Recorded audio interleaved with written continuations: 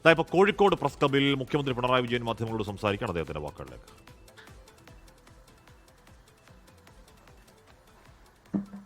വളരെ ഫലപ്രദമായി ഇടപെട്ടു. കേന്ദ്ര ഗവൺമെൻറ്റിനോട് എല്ലാവരും കണ്ടതല്ലേ, ഓരോ അവധിയിലും എത്ര കർക്കശമായിട്ടാണ് ഹൈക്കോടതി ആവശ്യപ്പെട്ടത്. പക്ഷേ എന്ത് നിലപാടാണ് സ്വീകരിച്ചത്?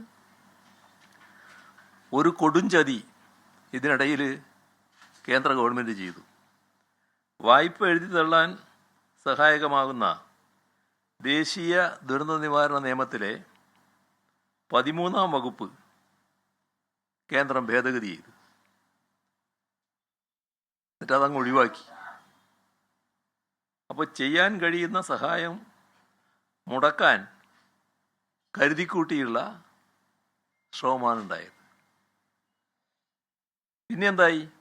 ദേശീയ ദുരന്ത നിവാരണ നിയമത്തിൽ 2025 മാർച്ചിൽ വരുത്തിയ ഭേദഗതി ചൂണ്ടിക്കാട്ടി മുണ്ടക്കൈ ചൂരൽമല ദുരന്തബാധിതരുടെ വായ്പ എഴുതിത്തള്ളാൻ നിയമം അനുവദിക്കുന്നില്ല എന്നാണ് കേന്ദ്ര സർക്കാർ ഹൈക്കോടതിയിൽ സത്യവാങ്മൂലം നൽകിയത്. ലോകത്തെവിടെയായാലും ഏത് സമയത്തും 24 വാർത്തകളും ഓഗ്മെന്റഡ് റിയാലിറ്റി പാക്കേജുകളും എക്സ്പ്ലെയിനറുകളും വിശദമായി കാണാൻ ഞങ്ങളുടെ യൂട്യൂബ് ചാനൽ നിങ്ങൾക്ക് സബ്സ്ക്രൈബ് ചെയ്യാം.